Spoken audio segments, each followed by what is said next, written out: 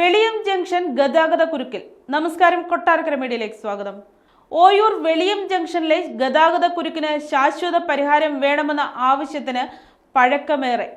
ആവശ്യം തുടങ്ങിയെടുത്ത് തന്നെ നിൽക്കുകയാണെന്ന് പൊതുജനം. ഓയൂർ കൊട്ടാരക്കര റോഡും നെടുമൺകാവ് അമ്പലംകുന്ന് റോഡുമായാണ് ജംഗ്ഷനിൽ സന്ധിക്കുന്നത്. താലൂക്കിൽ ഇടുങ്ങിയ ജംഗ്ഷനുകളിൽ ഒന്നുകൂടിയാണ് വെളിയം. രണ്ട് വലിയ വാഹനങ്ങൾ വന്നു തിരിഞ്ഞാൽ ജംഗ്ഷൻ വാഹനക്കുരുക്കിലേക്ക് മാറുകയാണ്. നാലു വശത്തും വാഹനങ്ങളുടെ നിരയാവുക പതിവ് കാഴ്ച. VS അച്യുതാനന്ദൻ മുഖ്യമന്ത്രിയായിരിക്കെ കയ്യേറ്റങ്ങൾ ഒഴിപ്പിച്ച സമയത്ത് പോലും ഒരു ഒഴിപ്പിക്കൽ നടപടിയും നേരിടേണ്ടി വന്നിട്ടില്ലാത്ത ടൗണാണ് വെളിയം. കയ്യേറ്റങ്ങൾ ഒഴിപ്പിക്കപ്പെട്ട ഓയൂർ, പുയപ്പള്ളി, ഓടനാവട്ടം ജംഗ്ഷനുകളിൽ ഗതാഗത കുരുക്കിന് വളരെയേറെ പരിഹാരമുണ്ടാവുകയും ചെയ്തു. നെടുമൺകാവ് അമ്പലംകുന്ന് റോഡാണ് ഏറെ ഇടുങ്ങിയത്.